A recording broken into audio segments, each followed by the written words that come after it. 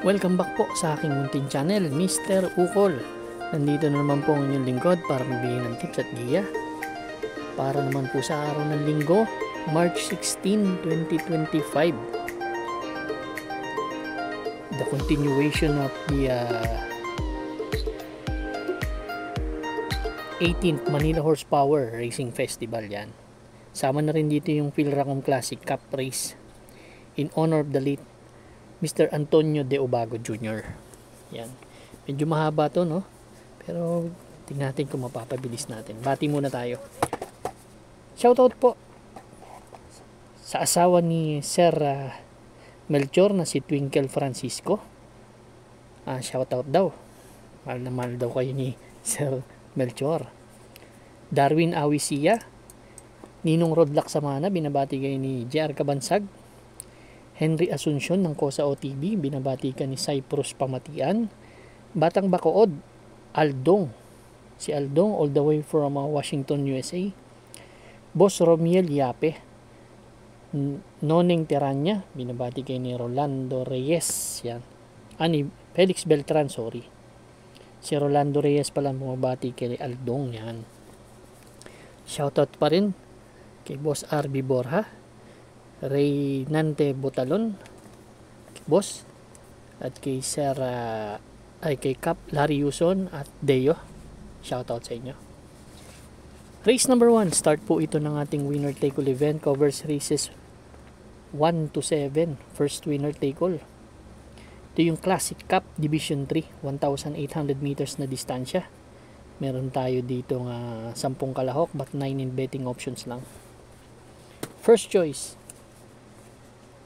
Enigma Uno at si Latropay. Yan ang aking first choice. Si Latropay, tumakbo to segundo to kay Winner Parade. Nagdala ng 141 sa milya. So punto rin naman yung kabayo, kaya tingin ko malaki yung chance ang manalo nitong kabayo na to. Ang second choice ko po, number 3, King James. May chamba rin to para sa akin, si King James. Medyo konting buenas lang to. Third choice ko yung number 1, Robin Hood. Race number 1, ang first choice 2 and 2A, Enigma Uno Latropay. Second choice number 3, King James. Third choice number 1, Robin Hood. Good luck po. Race number 2 na po tayo, bayang karista. Pick 5 event. First pick 5 event covers races 2 to 6. Dito meron tayong 8 kalahok, distansya 1,800 meters, Classic Cup Division 2. Itong karera na to. Dito ang first choice ko yung entry number 6 na si Winner Parade. Actually galing to sa panalo si Winner Parade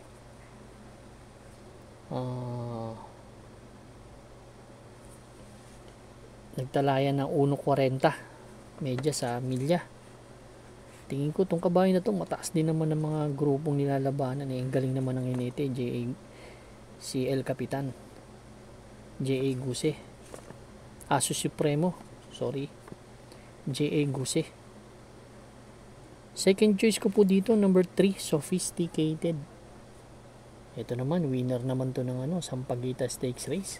Sanay kasi ito sa 1,600 and 2,000 meters. Medyo yan ang mga 40 niya, nananalo yan dyan. Third choice ko yung number 8 na si Open Billing. Si Open Billing talo nakaraan. 1.42 medya lang pero nanalo yan nung last December 8 si Magtoto Betsky tinalo niyan 154 sa 1,800 meters. Kung may makursunada kayo, dagdag lang po. Ako, first choice ko, entry number 6, Winner Parade. Second choice, number 3, Sophisticated. Third choice, number 8, Open Billing. Good luck po. Race number 3 na po tayo, bayang karista. First pick 6 event, covers races 3 to 8. Ito naman po yung 2025 Philracom Classic Cup in honor of Mr. Antonio De Obago Jr. Ito, napakagandang karera nito. Ang first choice ko, number 4, Batang Manda. Siya yung winner ng PGC, Presidential Gold Cup.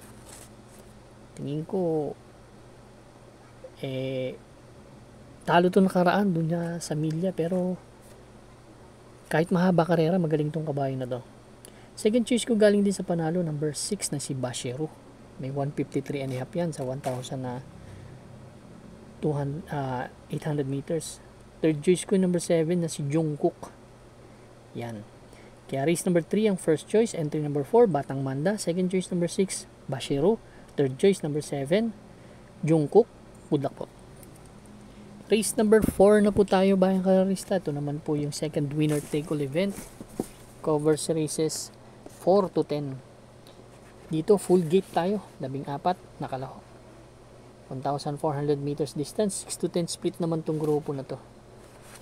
Ito, it's an anybody's race na naman to. Napakahirap ng karera na to, no? Ang first choice ko po, entry number 2 na si Destiny. Si Destiny last Feb, may magandang karera kasi to eh. May 128 yan sa 1,400 meters last February 9. Doon kila Karing Melody, Distant Thunder. Medyo mataas ang nilabanan. Panlima dumating. Lately, tumitimbang din naman yung kabayo na yan. Second choice ko number 13 na magaling sa papremyo daw, Metal Strength. May 128 and a half. Ang third choice ko number 14 naman si Kalangaman Island. Ganon din, may 128 and a half din yan sa 1,400 meters. Actually, galing bagong babayan.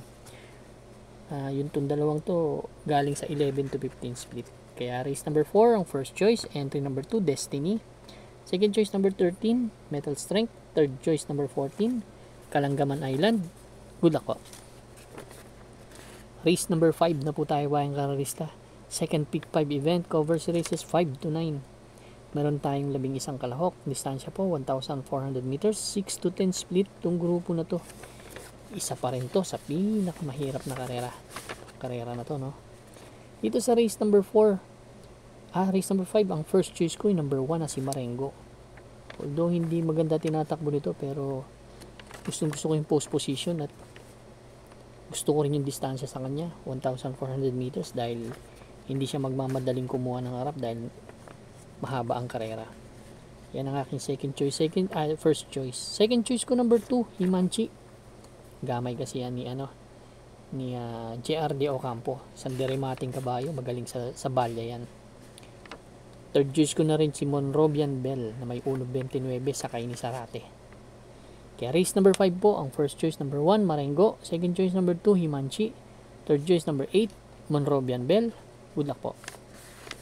Race number 6 na po tayo, bayang kararista.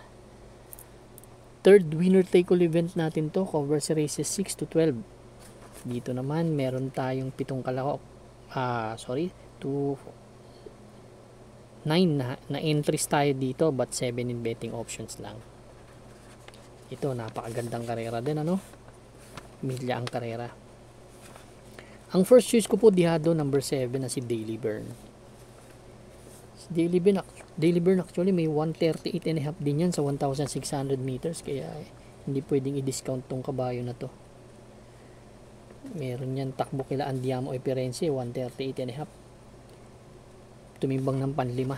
Ngayon, si Elad Bincula may dala nun. Ngayon, binigay kay J.A. Guse. Napanalo na rin J.A. Guse yan. Kaya, tingin ko malaking chance ang manalo. Ang second choice ko yung 2-1. Longevity, tsaka si Hole in One. Nag-barrier nakaraan to. Ang nanalo si Hole in One. Nagtala na 142 and a half. 143 naman yung kanyang couple entry. May tulin to, pareho. Si Longevity at si Hole in One.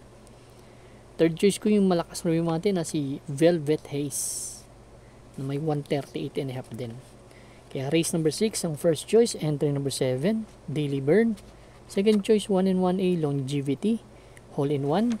Third choice number 6, Velvet Haze. Good luck po. Race number 7 na po tayo, bayang kararista. Ito naman po yung second pick 6 event, covers races 7 to 12. Meron tayong 11 kalahok. Distansya po 1,400 meters. 22 to 27 split. It's an anybody's race na naman po ito. Ang first choice ko, long shot siguro, number 10. Si High Intensity, long shot to. Si High Intensity, last March 8, galing to sa panalo. Tinalo ito si High Society. Umakyat ng grupo to, pero nagpalit ng hinete. 127 and a half. Ang tinala nito, baka mag-umento to eh.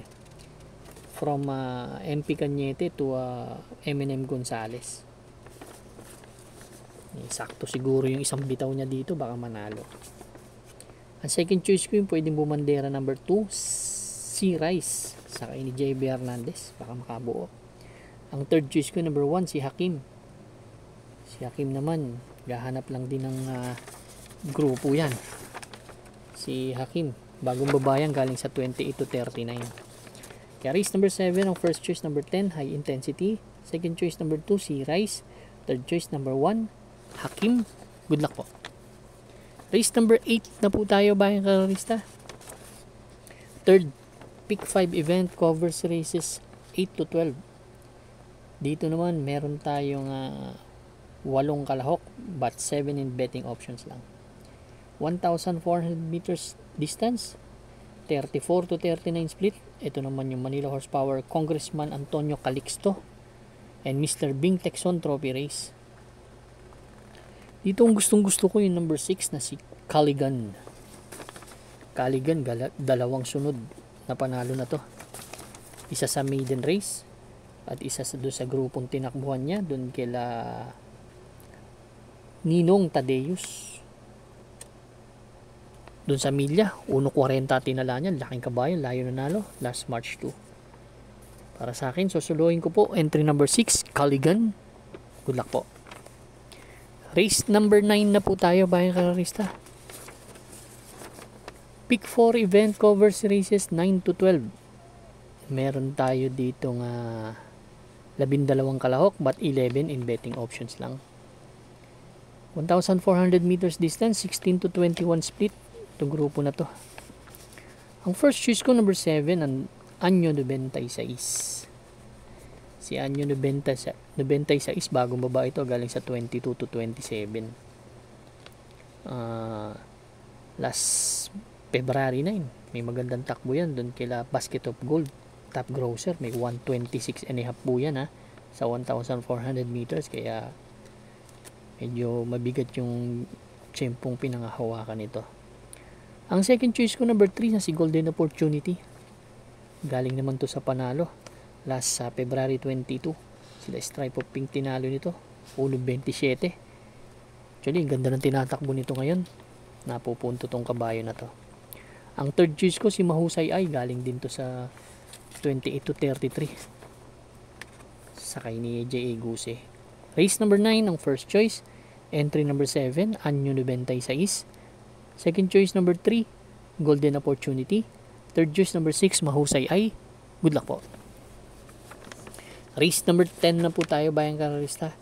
Last extra double and last daily double plus 1. Dito naman meron tayong full gate, 14 na kalahok, 1,400 meters distance, 11 to 15 split itong grupo na to. First choice ko number 2 Autumn Shower. Alam naman natin to, pag nilabas to, malaki ang chance ang manalo nitong kabayo na to. Actually, tumatakbo yan dati sa 22, 16, ngayon nasa 11 to 15 split. Pinagandaan siguro itong grupo na to. Second choice ko na rin yung number 13 na si Bohemian, isang malakas lumimate. Kaya race number 10 ang first choice, number 2 Autumn Shower, second choice number 13 Bohemian. Good luck po. Race number 11 na po tayo, bayang kararista. Ito naman po yung ating the penultimate race. Dito naman meron tayong 11 kalahok but 10 in betting numbers lang. Distance 1,400 meters, 16 to 21 split tong grupo na to. First choice ko 2 and 2A Chocolate Thunder Mang Nano. Stable mate nung race number 10. Tingin ko pag nilabas to, talaga malaking chance ang manalo nito.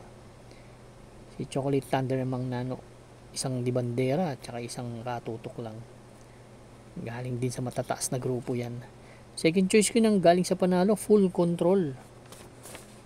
Si Full Control galing to sa panalo last March 2 lang. Nagtala ng 128. Pero dati rin naman mataas grupo niyan. Kaya race number 11 ng first choice, 2 and 2A Chocolate Thunder Mang Nano. Third choice number 4 Full Control. Good luck po.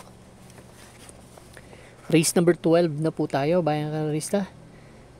Last race for Sunday racing. Paratingan ng ating mga exotics. Winner take all, pick 6, pick 5, pick 4, last extra double, and last daily double plus 1. 11 entries tayo dito, but 10 in betting numbers lang. 1,400 meters distance. 5 split placer. Medyo mababang grupo to. Ang first choice ko po, entry number 7, Baywatch.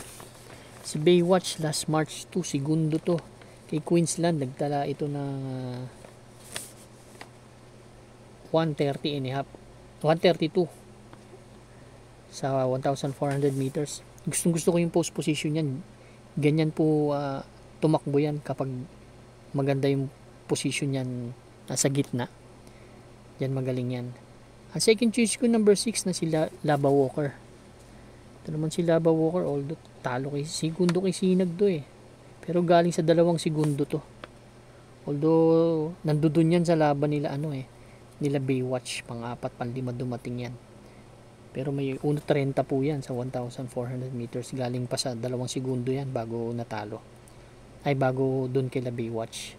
Ang third choice ko, number 1, Charm and Luck. Charm and Luck naman, last February 16, siya naman tumersero kay Sinag, 1.31. Change jockey from CL Advincula to JR de Ocampo na. Race number 12, ang first choice ko, entry number 7, Baywatch. Second choice, number 6, Lava Walker. Third choice, number 1, Charm and Luck. Good luck po, bayang karista. Maraming salamat po sa inyong walang sawang pagtangkilik sa aking munting channel. Good luck and stay safe.